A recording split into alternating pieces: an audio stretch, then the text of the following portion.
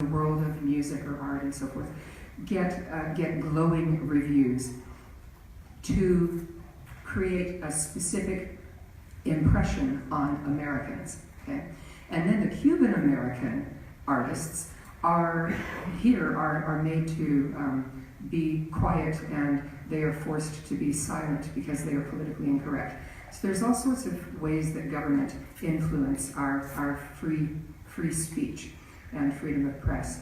Augustine is, if you were here early for popcorn and the video clips, he has produced more than 200 productions, videos, documentaries, music things. He does other topics also.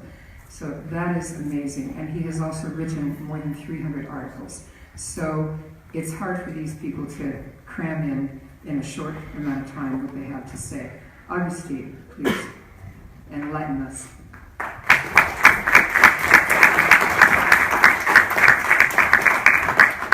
Thank you very much.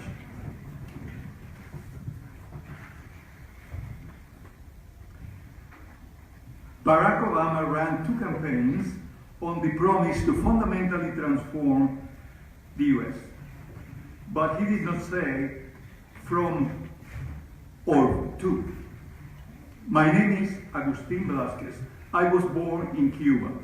There, I lived through the fundamental transformation from capitalism to socialism, which I want to make clear it was really a change to a communist totalitarian government, system of government. That is the truth. And even if rebranded as progressive, democratic, socialism, Marxist, I want to tell you that actually Marxism is the scientific method to build socialist and communist societies, period. No matter how they try to sugarcoat it, that's what it is. People with no experience living inside those societies often fall into Marxist-inspired fundamental transformation without knowing what it entails or what it is. People, after Castro took over Cuba in 1959, even those designs were very clear to the European and Chinese immigrant on the island who had first-hand experience with communism and alerted us.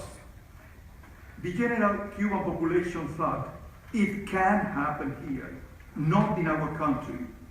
But after I left Cuba, I found out from exiles from the Soviet Union and East European satellite countries and people from China, Vietnam, and North Korea that the techniques of repression and population control communists used in their countries were exactly the same as in Cuba.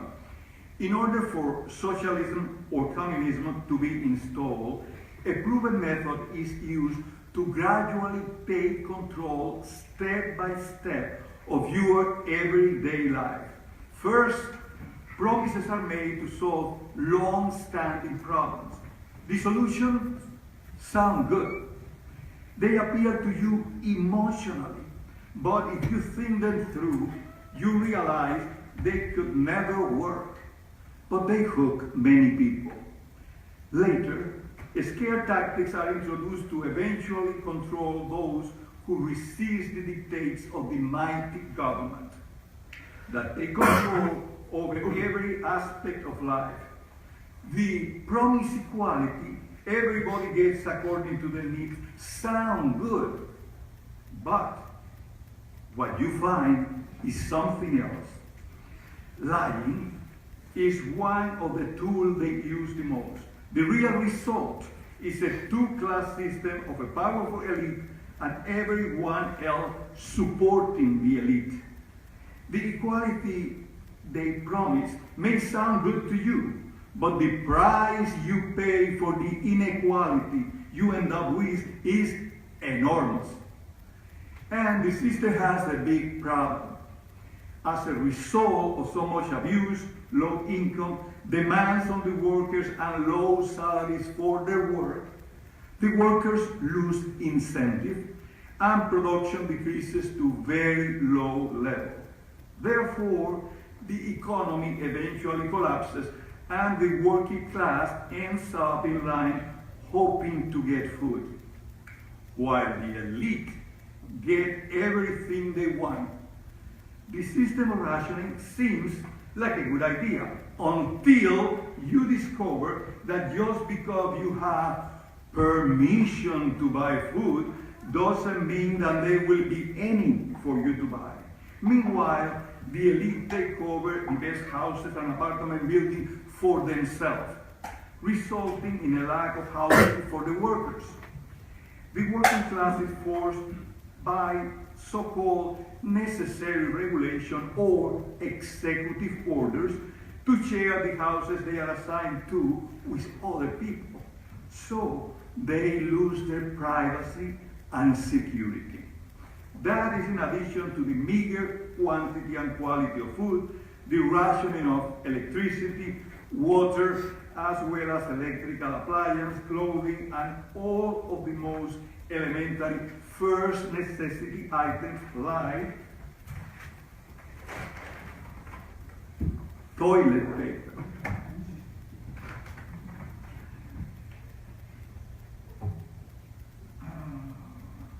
It's all part of the repressive techniques the communists use to keep the people constantly preoccupied with how to survive from one day to the next. That keep people busy and with no energy to protest or revolt against the government.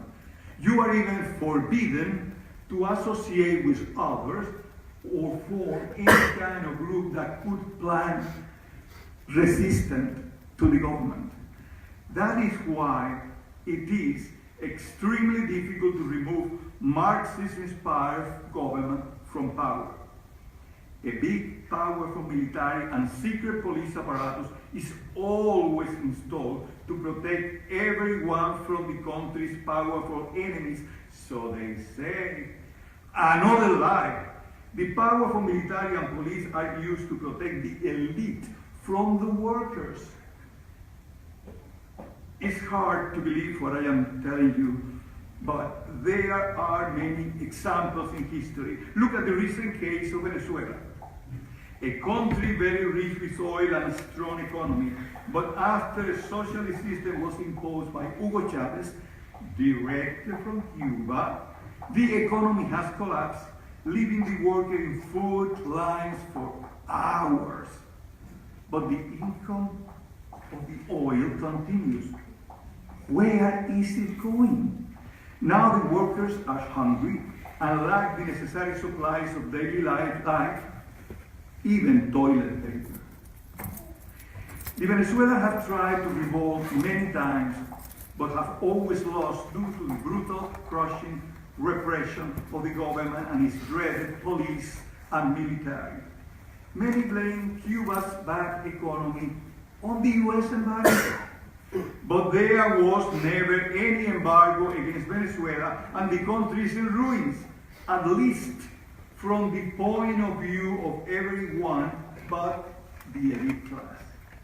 Because is the system in place there? Communism. So, what's it like living inside those societies where there are no human rights? You are at the mercy of a mighty government that dictates where you live, where you work, and the meager salary you receive for the rest of your life. And whether or not you go to jail. The progressives, socialists, Marxists, whatever they call themselves, do not tell you about any of the horrors. They paint a rosy picture with free education and free college and free health care for everybody in order to get you to vote for them. That's the first step. In Cuba, and in all those Marxist-inspired failures, they keep file on each individual, from birth to death. based on the information in the file, official decides where you live, what you are allowed to study, what kind of job is assigned to you, and what you eat.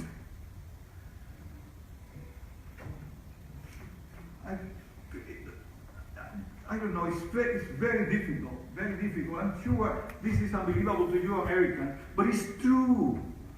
You quickly realize you can't trust anybody because you don't know who is an informer, not even members of your own family. When I left Cuba, just my mother, my father, and my aunt knew. I was afraid to tell anyone else. I couldn't explain or even say goodbye. If you talk to other people in other communist countries, it's always the same. People live in fear 24/7. So far, no one has been able to apply Marxism without ending in economic failure for the workers and a totalitarian repressive system where people are deprived of individual freedoms. That creates a very strange state of mind, and you grow up with new principles and ways of thinking that are completely different from people who live in free democratic societies where individuality and privacy are respected. I remember that the Marxists in America in the 1980s and 90s used to say that people from the Soviet Union were just like us. That is far from reality. They were not like us because they grew up in a completely different environment without access to freedom or the free flow of information. The Cubans of today, educated under communists, are completely different from me, my parents, and others of the pre-Castro Cuba. They simply do not have the same principles because they learn to lie and steal in order to survive. So, they have no work ethic. I do not want those new Cubans coming to the US now because they are causing problems, milking US social services and committing crimes. Some because that's what they are used to do in Cuba in order to survive.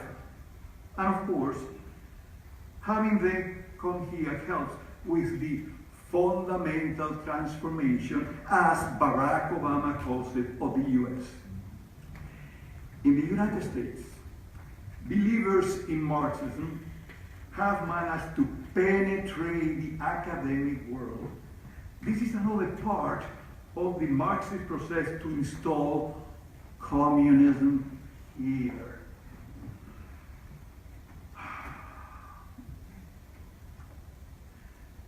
Today, Marxists are in place from the elementary to the university level, teaching their old obsolete ideology. So it is not a new and improved ideology. It is imposing an old theory that invariably ends up in slavery. Yes, slavery. I find it extremely contradictory that in the US, a capitalist country, there are so many Marxist professors in the learning centers. Capitalist societies advance and prosper, but communist societies become stagnant while everyone becomes equally poor, except the ruling elite. However, the elite is not safe because their status can change from one minute to the next at the whims of the ruler. Marxism is the opposite of the foundation of this country. Let me say that again. Marxism is the opposite of the foundation of this country, the greatest country in the world. It is an enemy of America and all the freedom we hold dear. I ask, why are Marxists teaching the children of America It is completely asinine. It explains why so many young people supported Bernie Sanders, a self-declared socialist. Socialism is the first step to communism. Do millennials know what would happen to them if US is fundamentally transformed into a communist society? I sincerely think they do not know.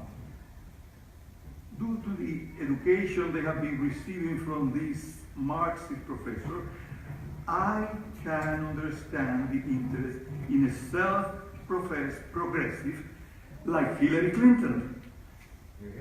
It is shocking how these so-called Marxists, so-called progressives, have been subverting your American way of thinking.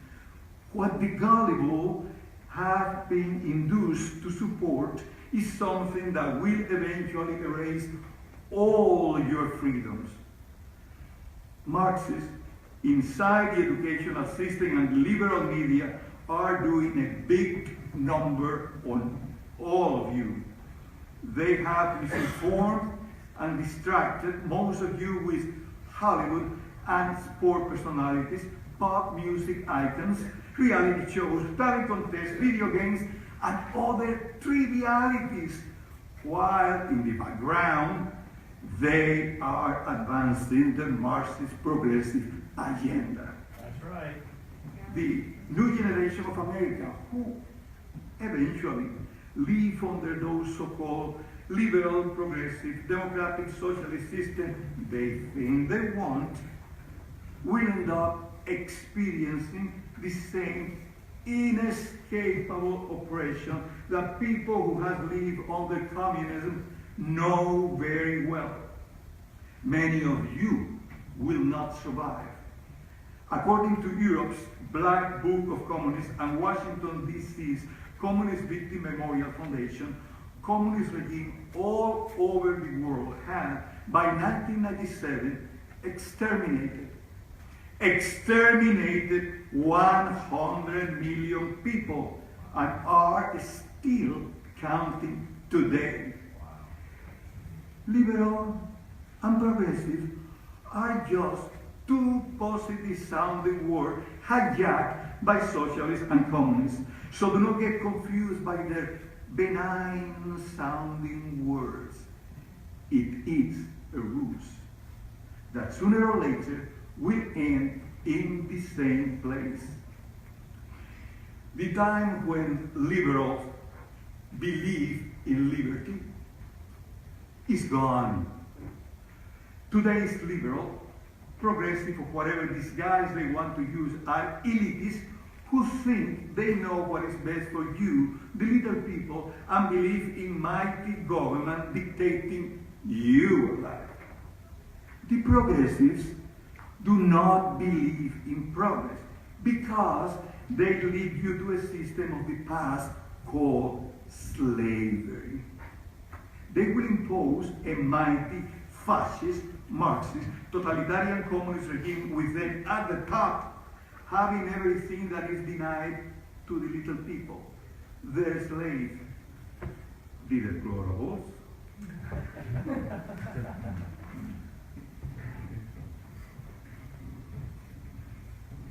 They will take you to the same place, an oppressive society where despair and hopelessness prevail.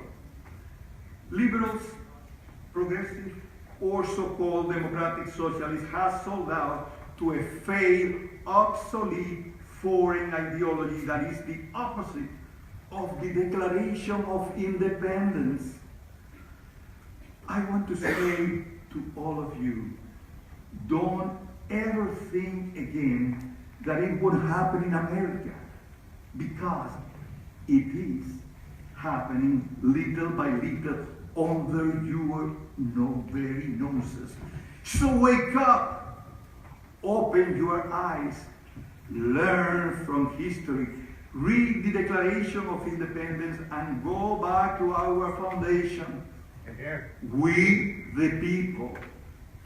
The government works for you. You don't work to keep the ruling elite in luxury. The government is your servant. You pay their salaries. You can fire them. You should not be afraid of the government. They should fear you. That's right.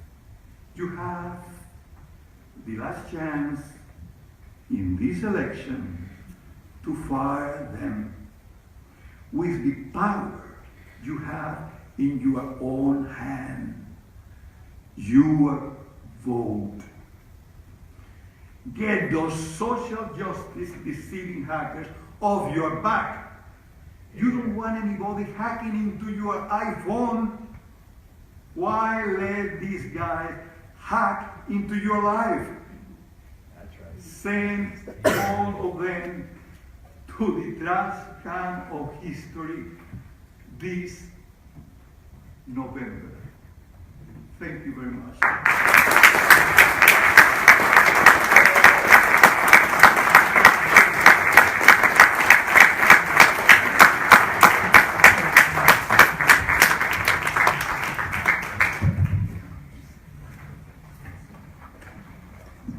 Wow, fantastic. Thank you, Agustin Blazquez. Wow. So, these are first-hand experiences, and these gentlemen have the knowledge and the insights of things that are real now, and it is happening in front of our noses. We're like the frog in the lukewarm water, and we need to wake up. So, now next we have Slavko Martyniuk, and he goes by Slavko. I just want to read a little bit about what he's done, as well as, of course, you want to read all about them in the program. They've got their bios. But his articles have appeared in the Ukrainian Weekly, things like Fairfax Free Citizen, and he is an active member of the Holodomor Education Committee. He's spoken at anti-Russian rallies, now let me clarify that, in front of the White House on behalf of the Ukrainian diaspora. And he has spoken at Tea Party events. He's been a panelist for study of nationalities at Columbia University. And during the last year, his real focus has been on the Holodomor and the threat of Islam on Western civilization, Europe in particular, and also the Ukrainian-Russian conflict. So Slavko will share with you his firsthand experience coming from how his family escaped and came here. Slavko, thank you.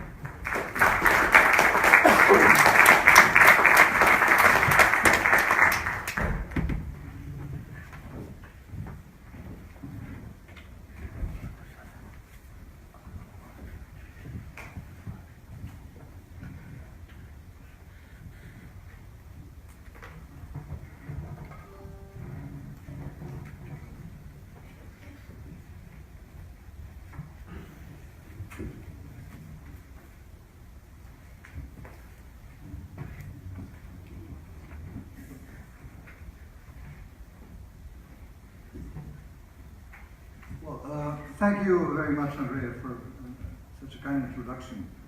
And it's hard to follow Augustin's strong talk. In the 1980s, I worked for radio. Can everybody hear me okay? Because we're, Yes. I worked for Radio Liberty in Paris. And one of my responsibilities was to interview Soviet immigrants. And in working with them, I often came across a number of jokes about their life in the Soviet Union. I remember this one in particular. Question: what comes after socialism? Answer: communism, of course, the perfected state of socialism. Question: well, what comes after communism? Answer: alcoholism. And if you've ever traveled through the Russian countryside, you'll see that this is really very true. Sad, but true. Anyway, I'll begin by reading to you one of the most powerful and eloquent condemnations of communism by a University of Pennsylvania professor, Alan Charles Course. Above all else, there are the bodies of slain innocents. And the scale is wholly new. It's not the thousands of the Inquisition. It's not the thousands of American lynchings. It's not the 6 million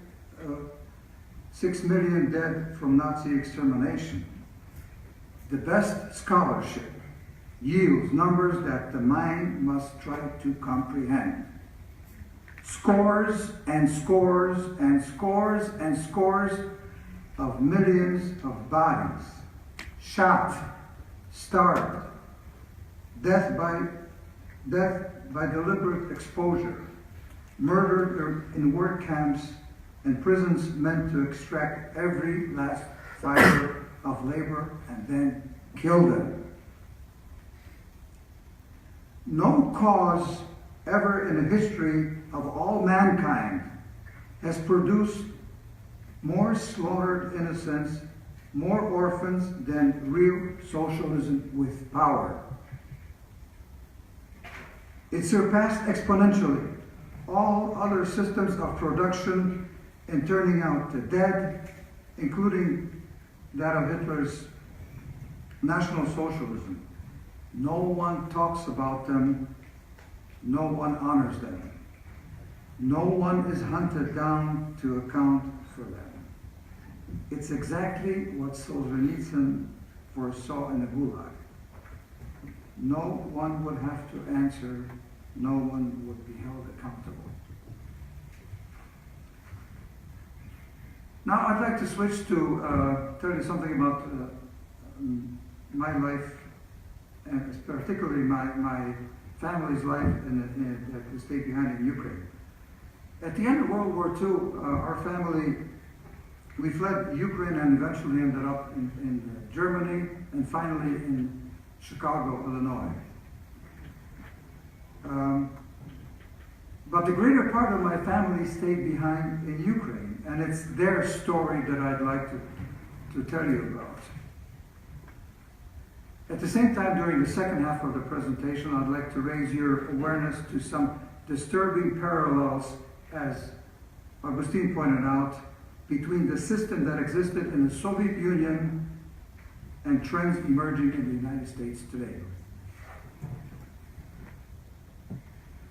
But before I tell you their story, I want to share with you a sociological experiment that I conducted with a group of young hikers on the Appalachian Trail, not far from here in Virginia. And most of these were college graduates, professionals under 30. There were about 25 of them. And because of my sociological background, I asked them two questions. Do you know what the Gulag was? Second question was, do you know what the Holocaust was? Well, the answers I got, I say, they were startling, even shocking. All knew what the Holocaust was, but hardly any of them have heard of the Gulag. Some answers I got first on the comical. Gulag, isn't that some sort of an African food? Gulag, yes, that's a Nazi faction. Wasn't that a political party in the Soviet Union? One hiker confused Gulag with Gugul, a Himalayan medicinal root. I should not have been surprised. Most were the product of an academic environment permeated with postmodernist cultural relativism, where the teaching of history has been marginalized and replaced by social theorizing that denies the existence of truth.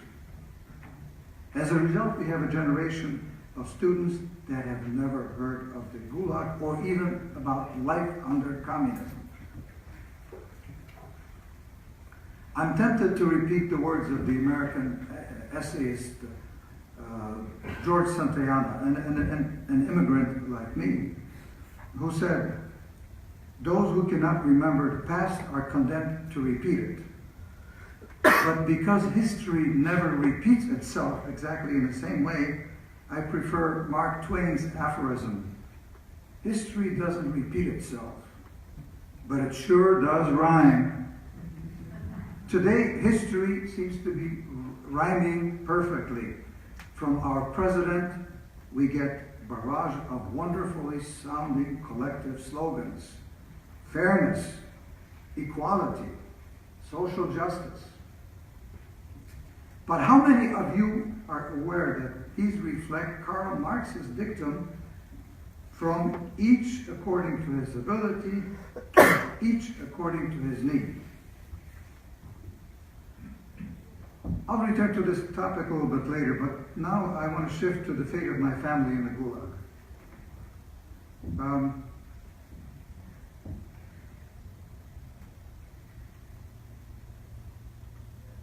Yes. How many of you have heard of Robert Conquest? Show of hands. Not too, some, but not too many. Conquest was a historian specializing in the history of the Soviet Union. He was also a poet known for his witty limericks about communism. One of my favorites is a five-line poem called "A Compact History of Soviet Union," and it resonates as follows. There was a great Marxist called Lenin, who did 2 or 3 million men in. That's about to have done in.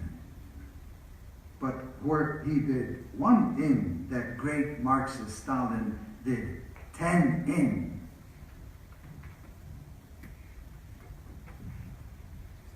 The Gulag was an efficient killing machine and became a model for Hitler's concentration camp. Something very few of you know, that it was Hitler imitated Stalin's concentration camps.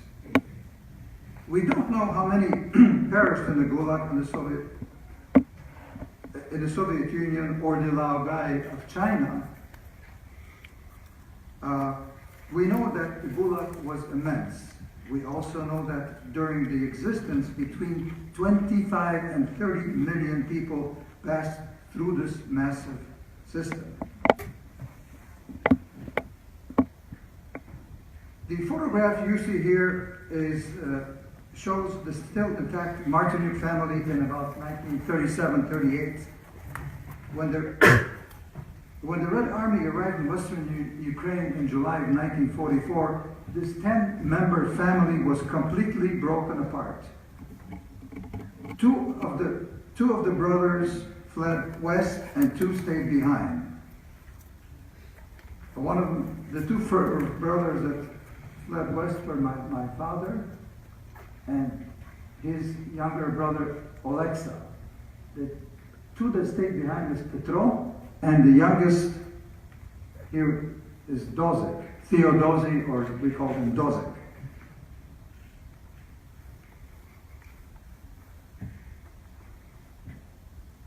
Uncle Dozek joined the UPA, the Ukrainian Partisan Insurgent Army.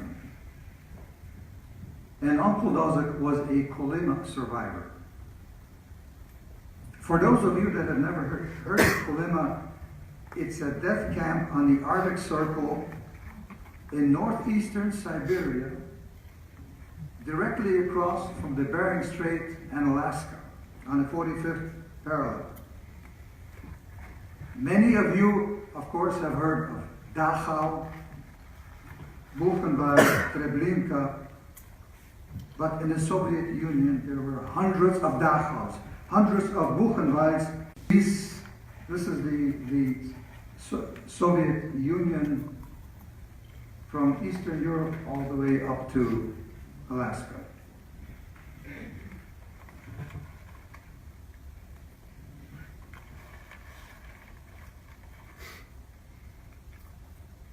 In February 1945, Uncle Dosek was in a firefight with the NKVD, and he was shot through his abdomen, and with his guts literally spilling out, was interrogated and sentenced to 10 years of hard labor in Siberia. Miraculously, Uncle Dosek survived. He was first sent to Karaganda, and then in Kazakhstan, then to Taishet in 1948 around Lake Baikal to work on the so-called Baikal-Amur mainline railway known as BAM, B-A-M, before being shipped to Kolyma.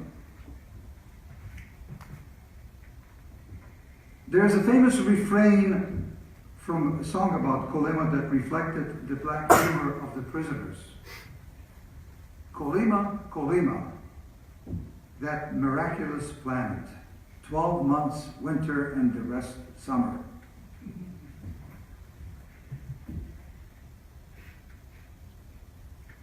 The word was that no one ever returned from Kolyma.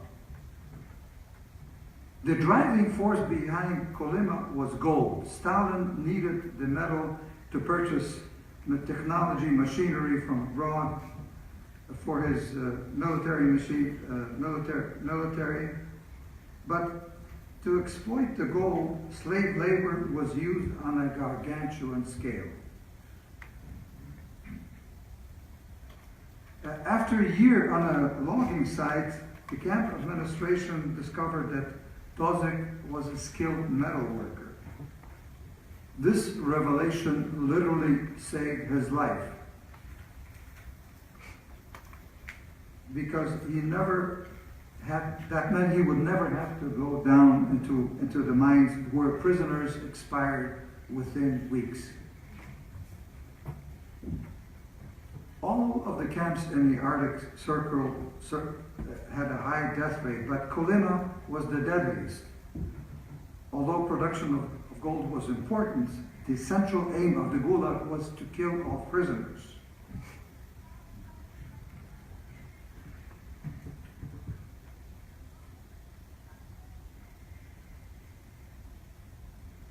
I just want to point out to you some of these places. Kolyma,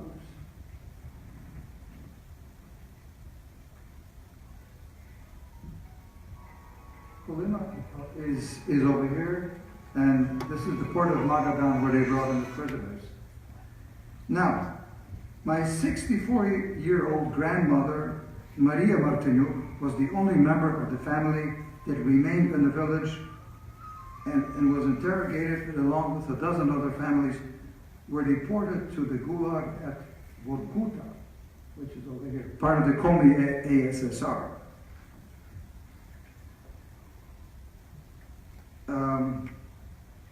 Along with the dozen families, where she eventually died of inadequate nutrition, exhaustion, and cold. 3 million prisoners passed through Vorkuta. Prison camps, and 250,000 of political prisoners are buried in unmarked graves. And one of those graves is my grandmother, who was buried there in 1949.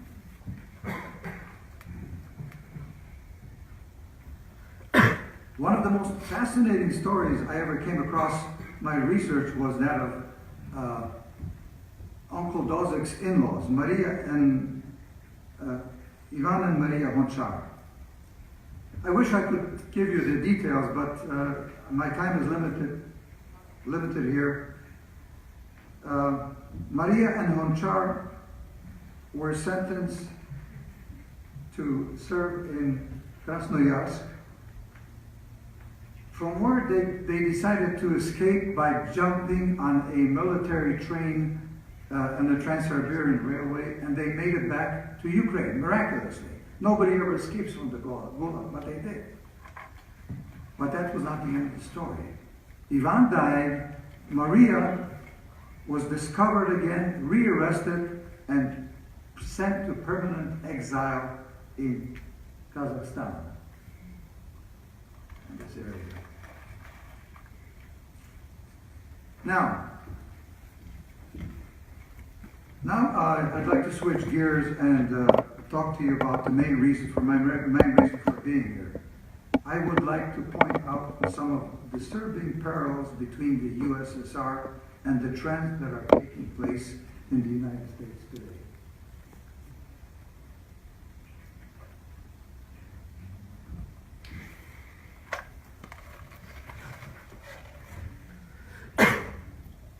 On this slide, I've identified 10 signs that suggest where we as a nation might be headed.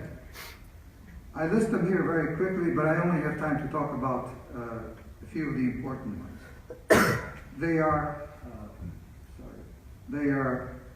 gradual loss of freedom of expression, growing restrictions on the right to bear arms, expansion of the police state, promotion of collectivist thinking, disparaging individualism, denigration of liberty and religion, rise in authoritarian methods of governance, increasing centralization, loss of faith in the free market capitalism, and finally, massive redistribution of wealth and class warfare. All of these things are happening as we speak. That's right. To repeat the words of Augustin, this is not theory, this is actually happening. And let me begin with the First Amendment.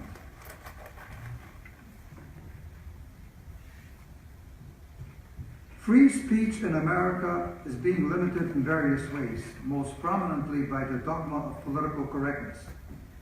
It is widely practiced on university campuses through trigger warnings, cancellation of invited speakers, and creation of intellectual safe zones where individuals can retreat from ideas and perspectives at odds with their own.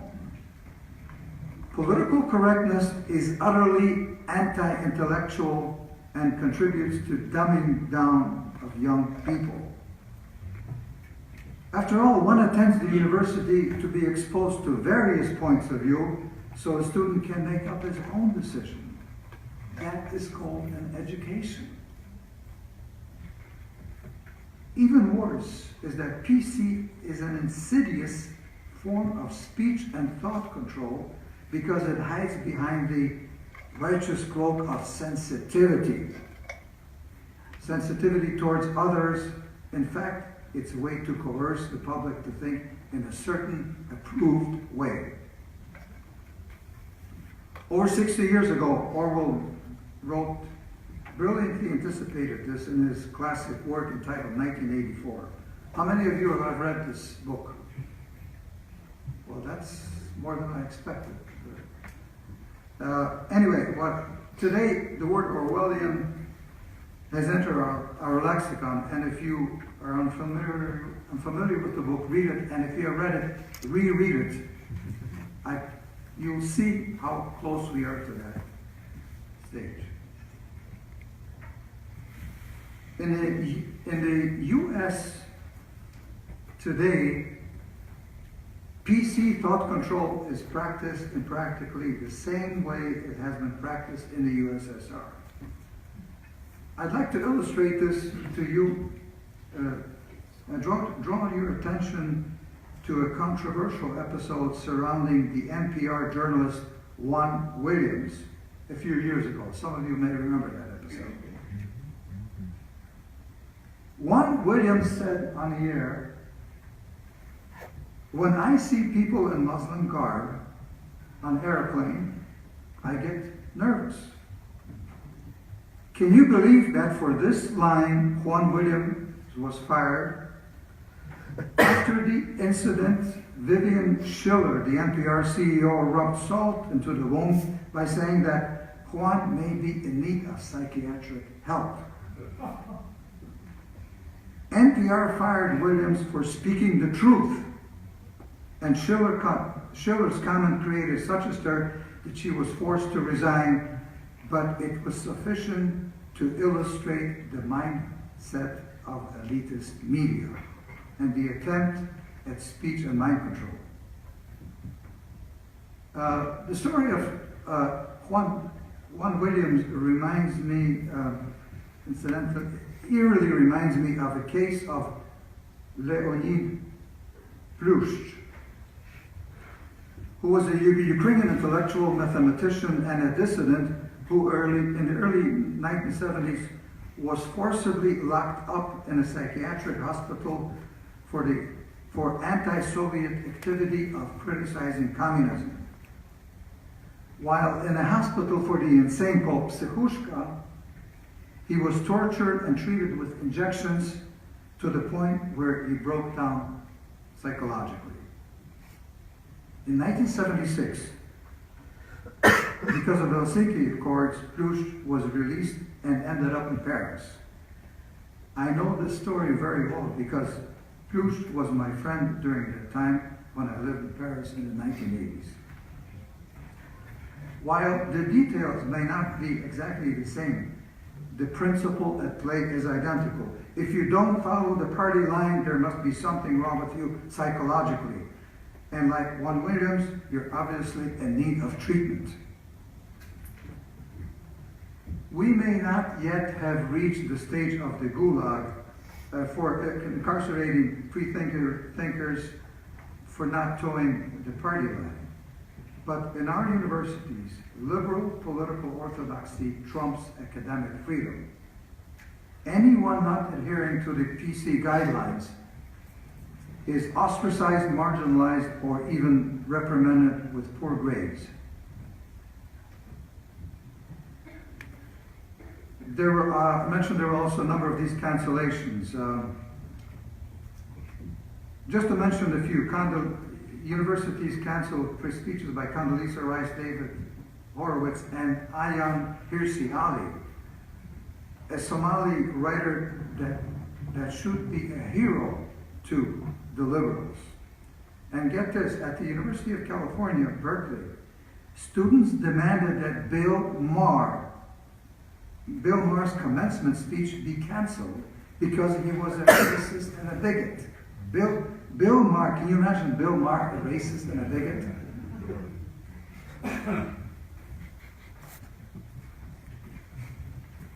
I fear that in the United States we are well on our way to emulating the European speech codes. A noted dissident, Vladimir Bukovsky, and a Gulag survivor, now living in London, said that while we may not yet have a Gulag, Europeans have in fact an intellectual Gulag have imposed an intellectual Gulag on citizens in the form of PC, and we are not far behind. Now I'd like to turn to the Second Amendment, where that, in my opinion, is the ultimate guardian against tyranny. It's clear that the Second Amendment is under attack. One of the first acts every authoritarian undertakes is to take away weapons in the hands of its citizens because it removes serious resistance to any coercive actions he may wish to impose on the public. Let me cite a few examples from the 20th century. In 1925, Stalin issued an order to confiscate all weapons in the hands of the peasantry.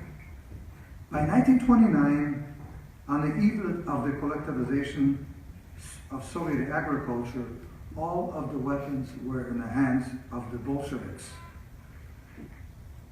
This was the first step toward implementing forcible collectivization that today we know resulted in 4 to 6 million victims, most of which were starved to death because in 1932-33, every last grain and morsel of nourishment had been taken away, sold abroad, or left to rot in warehouses.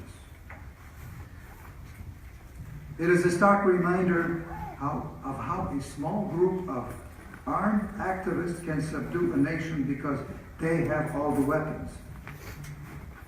And that is how 25,000 Bolshevik activists with guns were able to subdue 25 million helpless peasants whose weapons were taken away several years before.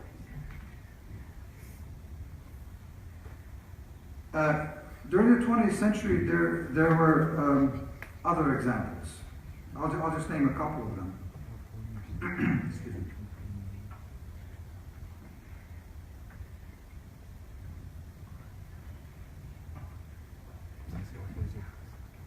In the 1930s, Germany and Austrian Nazis confiscated all weapons civilians may have possessed. In short, it led to the rise of Hitler, World War II, and the Holocaust.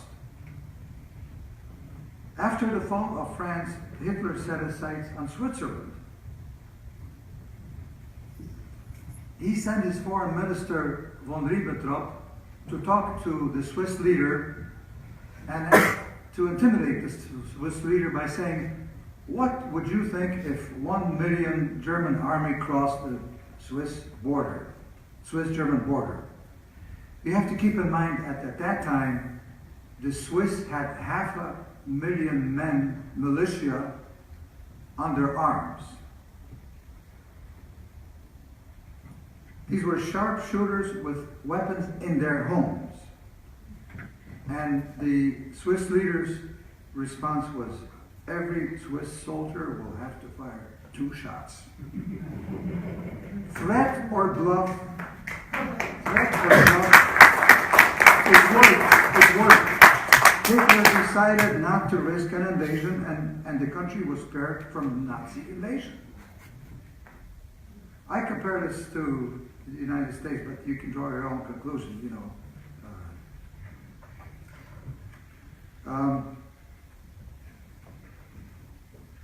I'll skip this next one. It's a police state. In the USSR, there was the KGB, Cheka, NKVD, and here we have, in the United States, we have the soft versions of these: IRS, Justice Department, Homeland Security, etc. I want to spend some time on this next point. Yes, I'm almost there. Yeah. The word collectives brings to mind Obama's persistent emphasis on the collective and the collective spirit. Wonderful sounding words suggesting cooperation.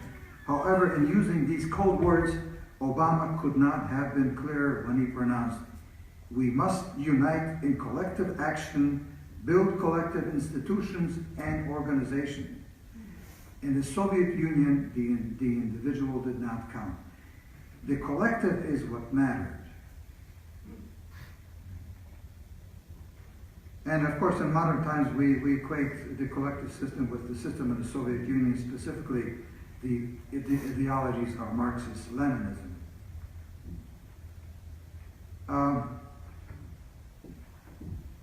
While promoting collectivism, Obama has been disparaging individualism. This double-edged maneuver runs counter to American spirit and disavows the central tenet that made this country great. Kenneth Minogue, an eminent thinker and political philosopher in the London School of Economics, argues that individualism is in fact the essence of freedom. Minogue postulates that modern European states differed from other cultures by the moral practice of individualism. He writes, non-European societies not based on individualism led to models such as the Hindu caste system, the Muslim Sharia, and hierarchies of the Middle Kingdom of China, and every other order right down to tribal cultures. What accounted for those conspicuous differences between European and other cultures, Minogue writes, is individualism. It is individualism that made America great. There are a number of others, signs that I'd like to address, but it would take me another half an hour. So I'll just point out a few of the other signs that I already mentioned before.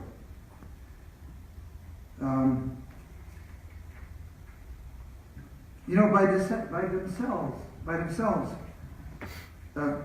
any one of these signs, policy directors would not suggest anything alarming that is taking place. But when one considers that, takes into account the totality and the scope of these actions, and the fact that they all occurred during the term of a radical leftist president with a lifetime of Marxist roots and associates, any astute observer with the grounding in history will ask, Mr. President, where are you taking America? Now, just to conclude, I'm almost there. I'd like to clarify one of the great paradoxes of why people here and elsewhere continue to believe in the promises and slogans of leftist demagogues who advocate socialism. Professor Kors, that I cited before, has an explanation. It has all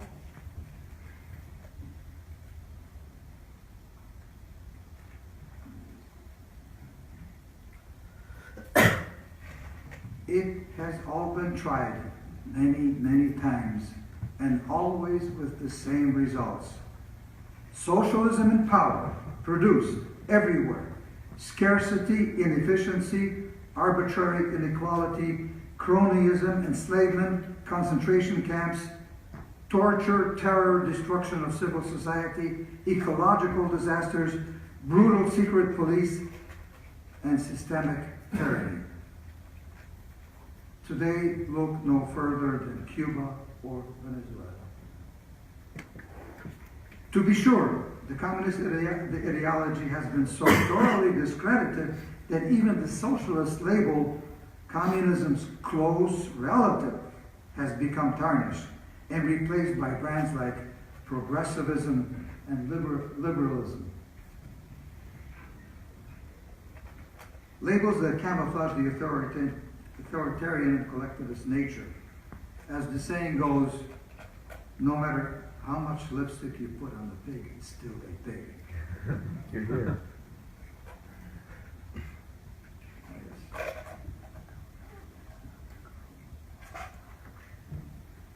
Socialist ideas live because our institutions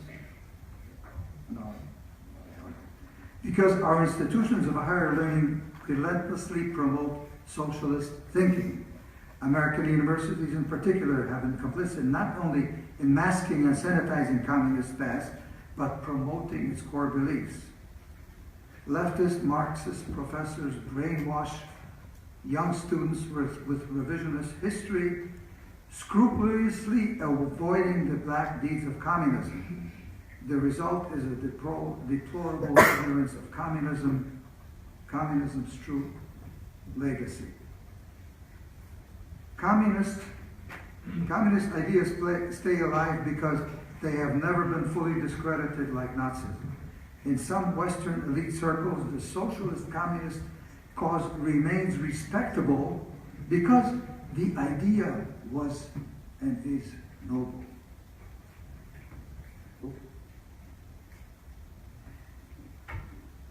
Solzhenitsyn saw it all coming.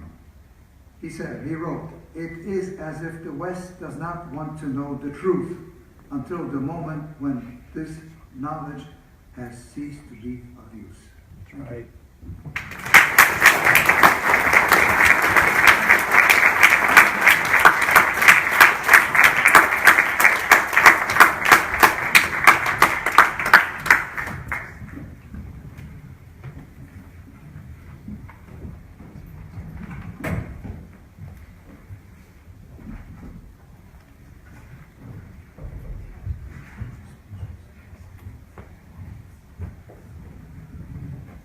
All right, well, just want to make my name is Michael Fuse. I'm with the Ronald Reagan Lecture Series, and thank you so far for those two awesome talks.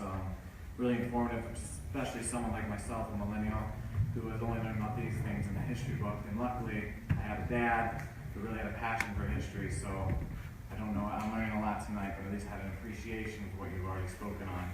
And the Ronald Reagan Lecture Series I want to mention has given me the opportunity to launch a group called the Liberty Pub. The goal was, as Mr. Augustin spoke on with the Bernie Sanders, was try to get people my age off, I called it the Bernie train. So it's tough to get them after long days of work to drive anywhere. So like, what do they love? They love happy hour. So I'll bring it to them at the bars, the pubs. So what we do, we go into the Arlington area currently, we bring a speaker, someone who would entice them, talk about the ideas of liberty, limited government, freedom, and we had 4 successful events this year. We had about 60 to 75 people per event. It was a great hit, so we're looking forward to another big turnout this coming spring where we'll launch another series of events. So keep your eye on, follow us on our Facebook page, the Ronald Reagan Lecture Series. We also have a new Facebook page linked to it, the Liberty Pub, Liberty Pub. It's linked to the Ronald Reagan Lecture Series, just focusing on those events as well. Keep your eye out, it's open to all ages. We got a pretty broad turnout, and we're lining up some pretty cool speakers just to kind of entice the younger millennials. So, thank you. Thank you, Mike. Okay, so, imagine the uncanny parallels between Agustin and Slavko, yet their home countries are 6,000 miles apart. Okay, so the formula works, and it has been brought here. So to wrap things up, thank you, Mike, about the Liberty Pub. That's a very hot activity we have going. And so we call this format our Liberty Forum, and then the more casual setting, the Liberty Pub. And so to wrap things up, we have Jan. It looks like non, but it's pronounced Jan, but that is very opposite of his personality. He is going to really wake you up with his energy. I call him the Energizer Bunny. And I just want to say that I have loved getting to know these gentlemen. My mother teased me that they were all becoming my best friends as we were getting this activity off. So Jan will tell you about his personal experience. All right, thank you.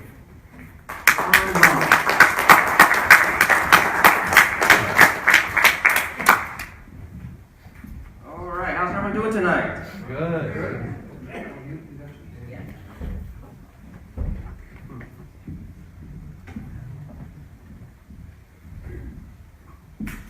All right, guys. Well, to start off real quick, I'm a little different kind of speaker. I like to move around a lot. Hope you guys don't mind. All right. I truly believe that in anything, all right, we require energy, because energy creates a force, you guys, and force creates what? Movement. Are we in a movement today? Okay. So I asked you guys earlier, how are you guys doing tonight? I didn't feel a lot of energy. I know it's late at night, and I know it's Monday, but at least it was sunny earlier. Would you guys agree? All right. So let's try that one more time. How's everyone doing tonight? Perfect, guys.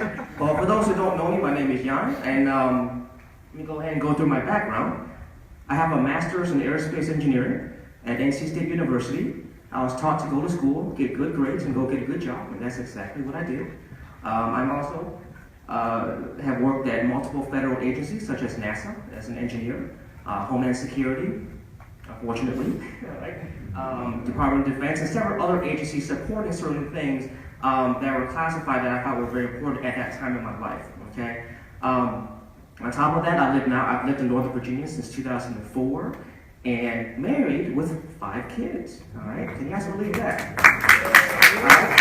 fact, my wife, Mary Rose, is here, so please wave your hand. Say hi, Mary Rose.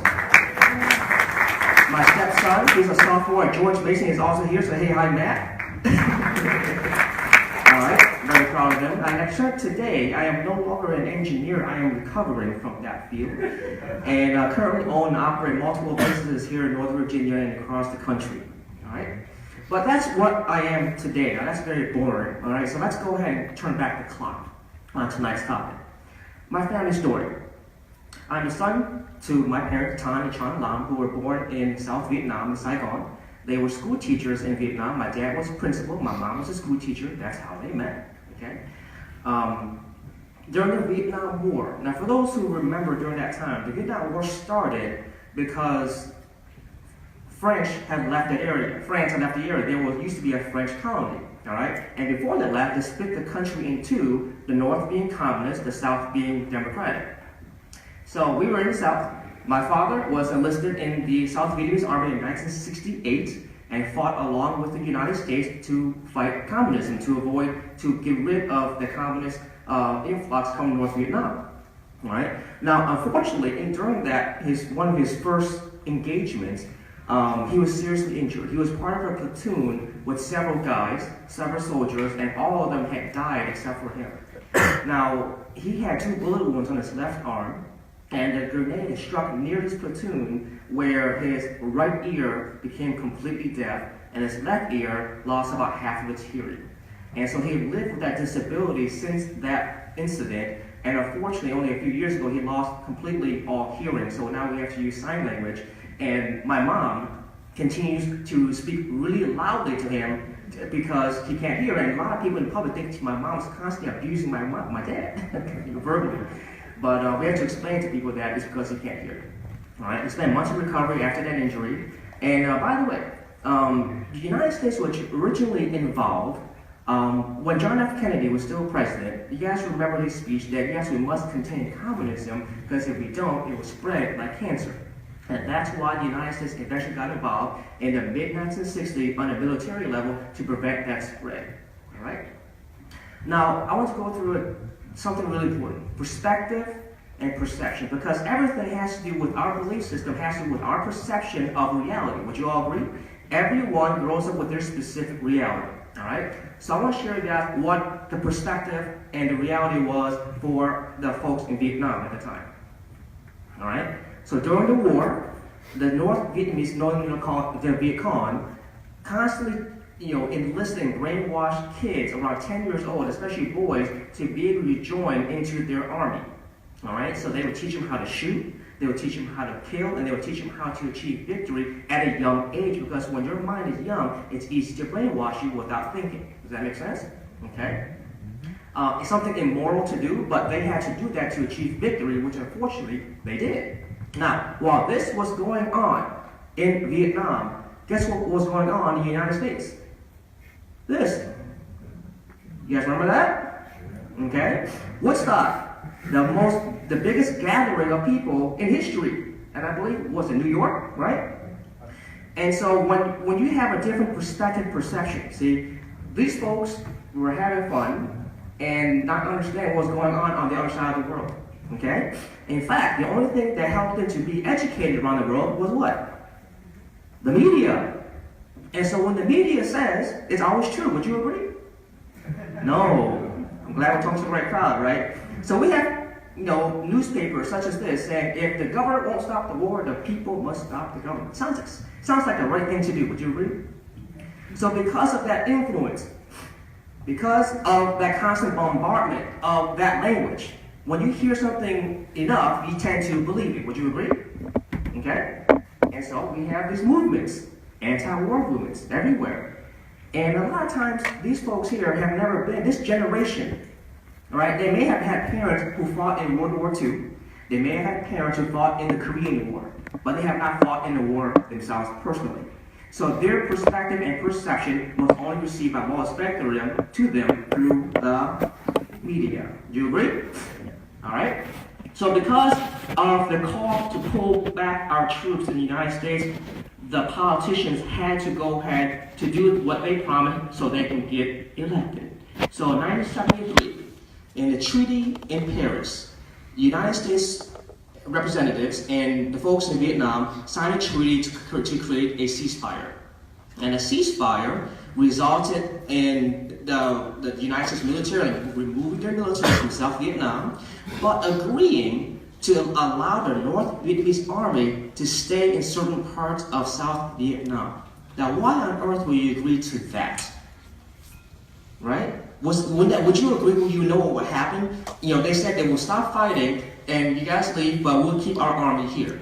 How silly is that, right? It's kind of like saying that you have a bully in your household. You can stay and live in my house, but please don't punch me, right?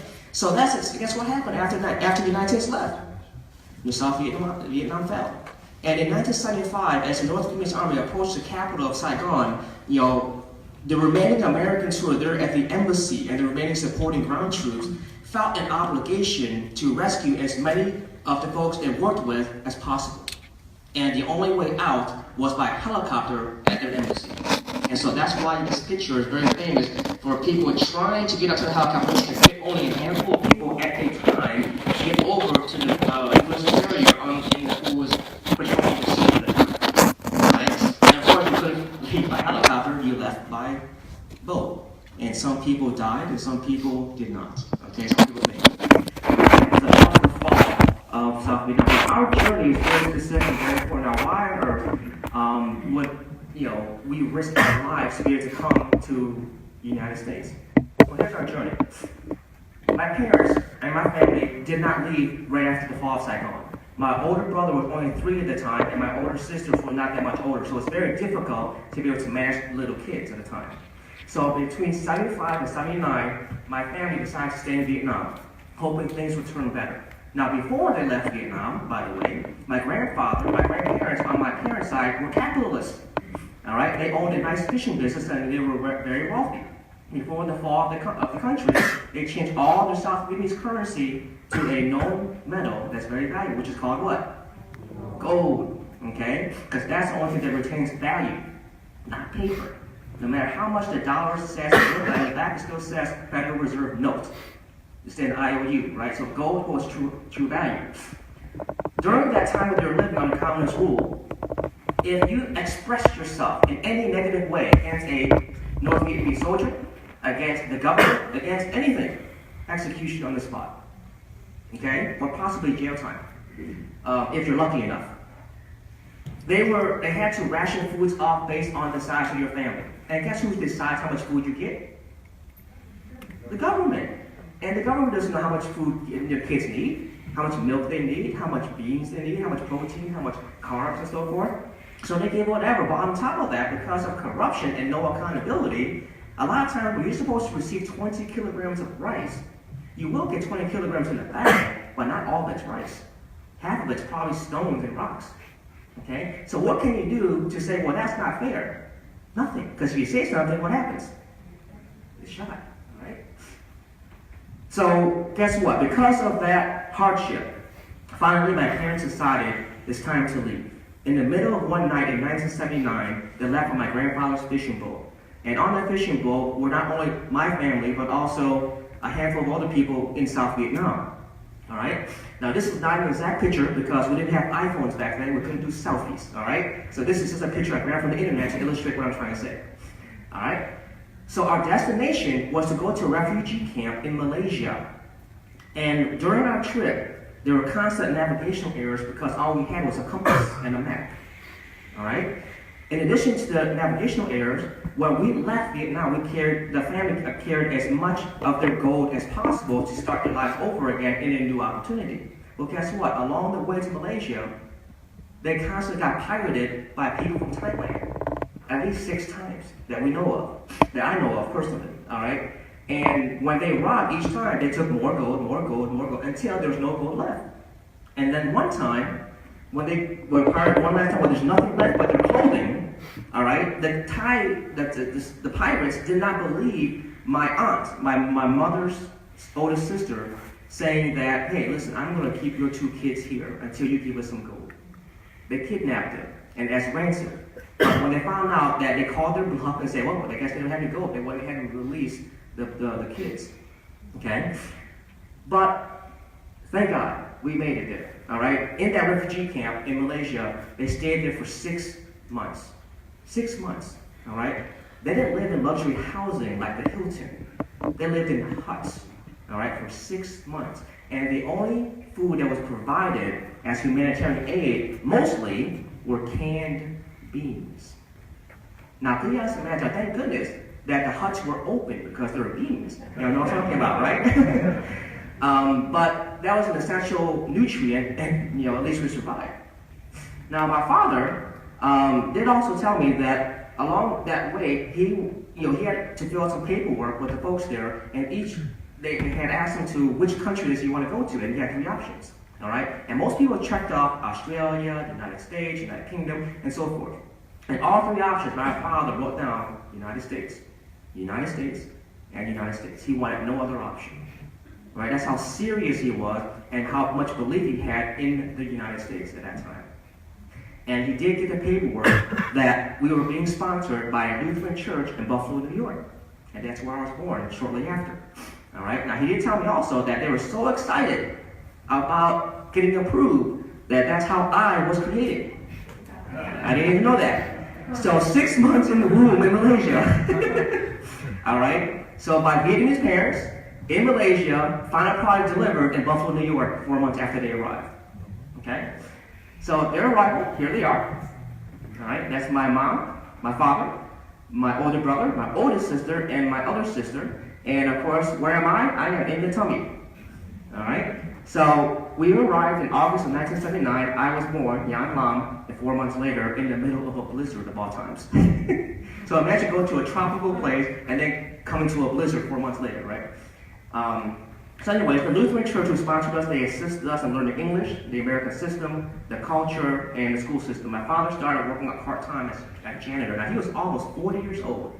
He was a well-respected principal of his school system.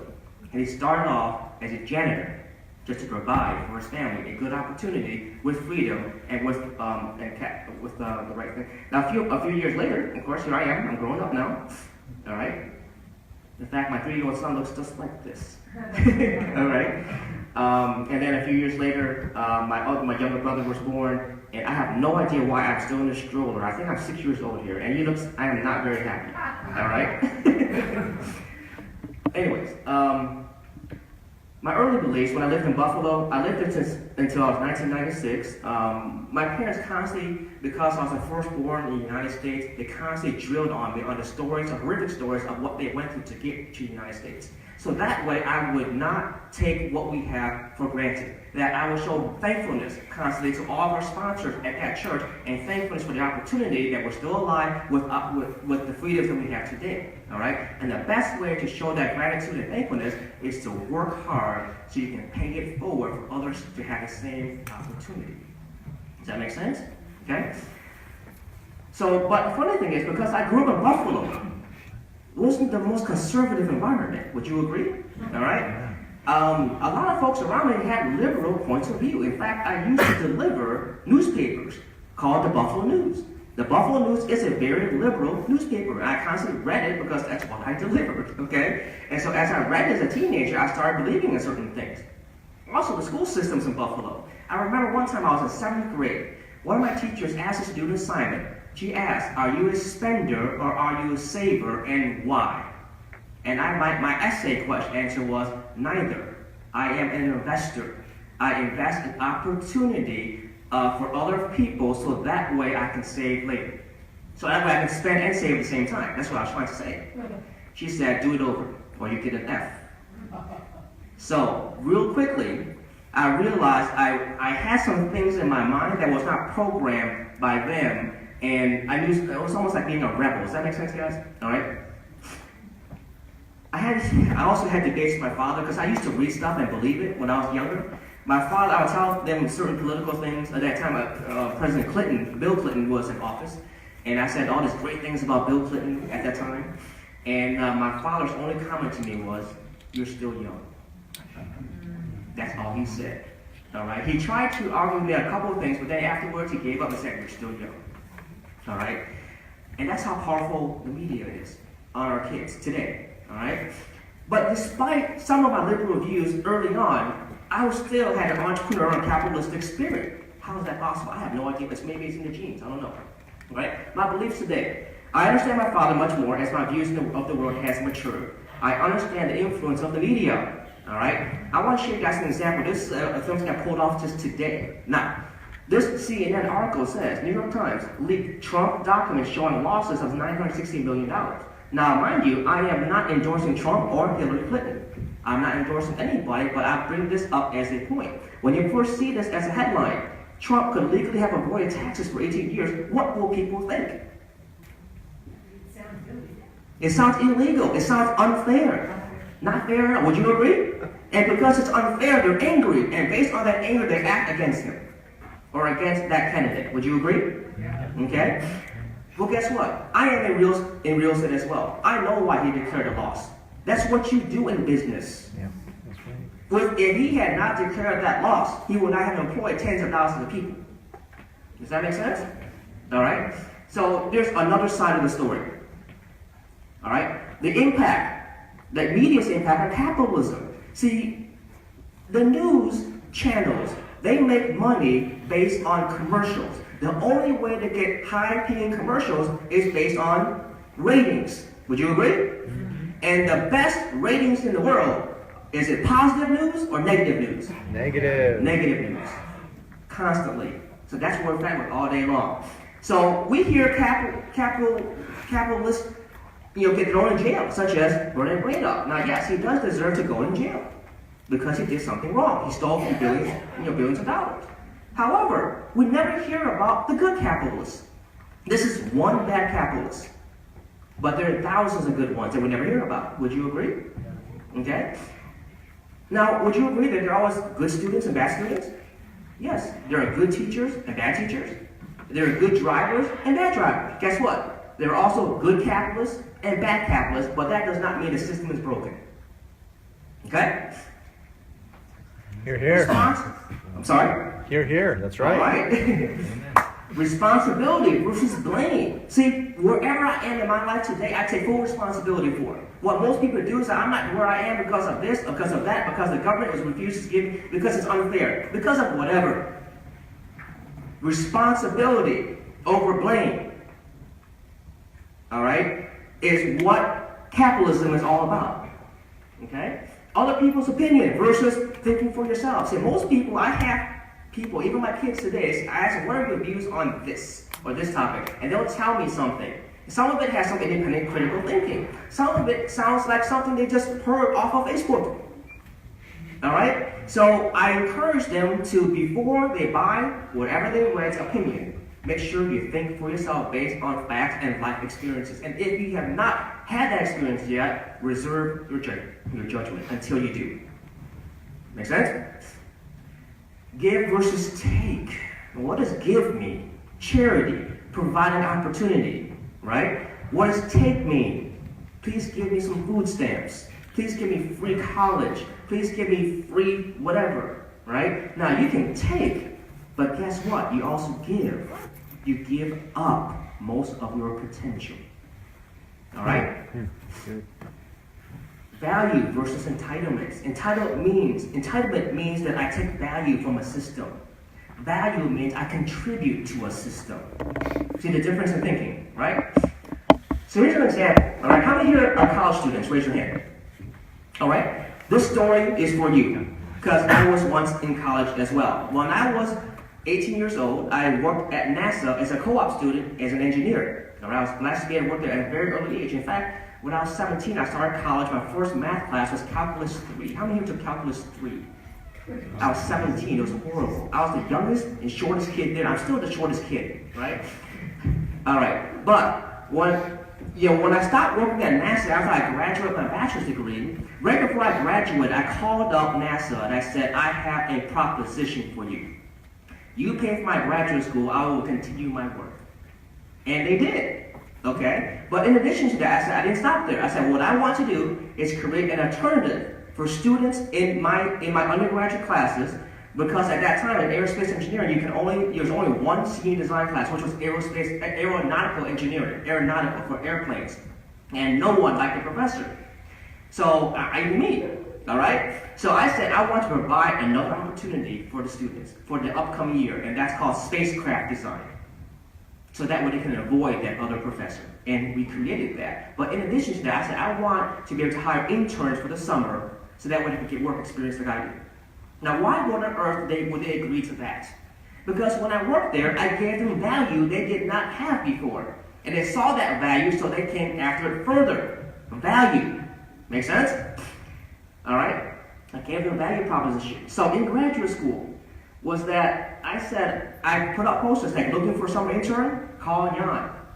I was a graduate student. I was hiring people with a budget from NASA. All right? So in the end, those students thanked me for the opportunity because they would not have worked in a summer job if I had not provided one. So there's a perfect example, just as a student, how you can be capitalistic and provide an opportunity for the public, but at the same time learn from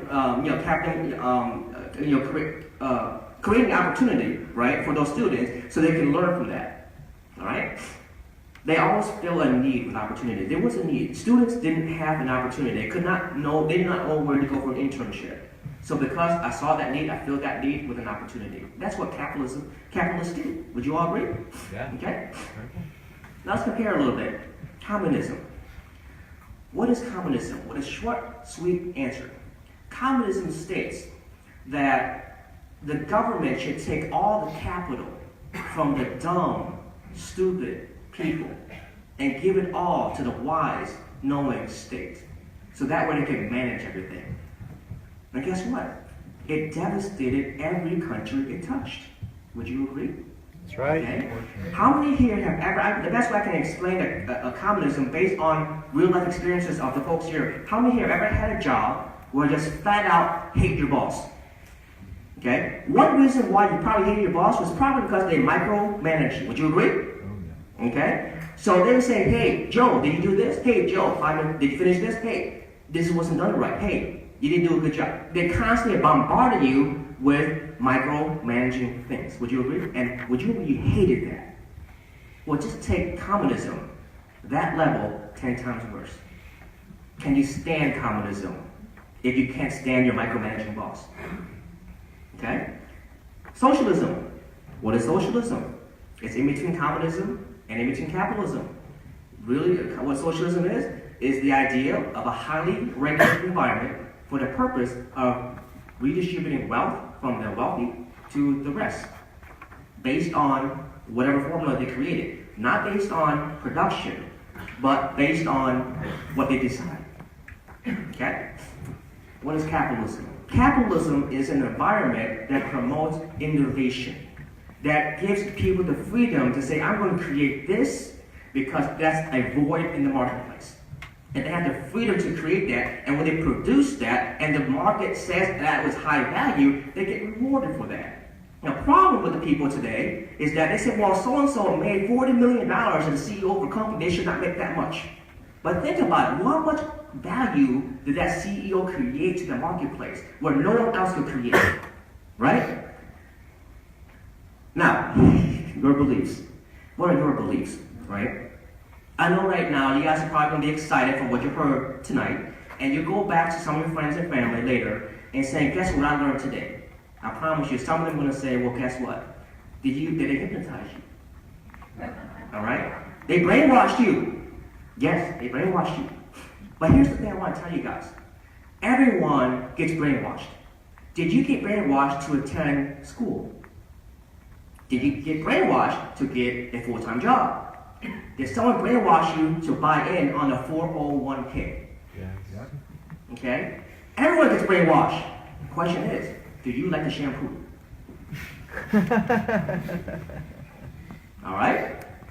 Do you like the shampoo? If you like the shampoo, have at it. If you don't like it, change the shampoo. Make sense, everybody? The great thing about the freest of our country is that we have the ability to change shampoo.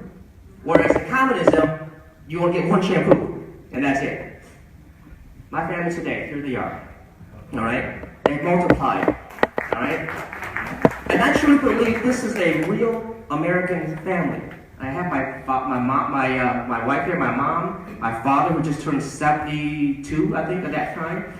My brother-in-law, look at this, African American. My brother-in-law, Hispanic. My wife, Filipino. My sister-in-law, Caucasian. My nephew's girlfriend or fiance, Caucasian. And I have another brother-in-law who's not here. He's Pakistani. Can you guys call it diversity? Yes. All right. So we all have different religions. I myself am Catholic. All right. We have Muslim. We have Buddhist. We have Protestant. We even have atheists. All right. Now I have certain views, but I don't impose them on them. But we still have Christmas dinner together without any conflict. Can we do that in the United States? Yes. The problem today is the media feeds all this nonsense to create division between people. If we can sit together for dinner for Thanksgiving and Christmas, regardless of all our beliefs, all right, then I believe there's still hope for the United States. Would you all agree? Yes. All right. Good stuff. Our future, all right? Our family's journey was for freedom and capitalism. Freedom can be lost abruptly through war, or subtly through accepted progression. And that's what we're going through today, as Slavko and also Agustin mentioned earlier. Human nature is to abuse power. Isn't that amazing?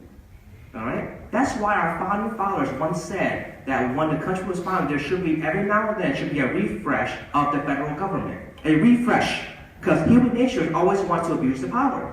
And the refresh meaning the Congress has the responsibility of making new laws every year, and the president enforces those laws. Would you agree? Okay? But the problem is that when they make new laws, they never rescind previous laws. So the laws just keep on adding to the stack. Just think about your IRS code right now. Right? By the way, how many here know how to spell the IRS? No, spell it. The IRS. T-H-E-I-R-S. What does that spell? Theirs. Ooh. All right? History repeats itself because we don't learn from our mistakes. Our election this year, make an intelligent decision based on our country's needs, based on your conclusion and no one else's. All right? And I want to share this, guys, is that the best way to help those with a progressive socialist mindset is simply not be one of them. Because when you are an example, and the example is successful, people will follow. And that's what leadership is all about. Thank you very much.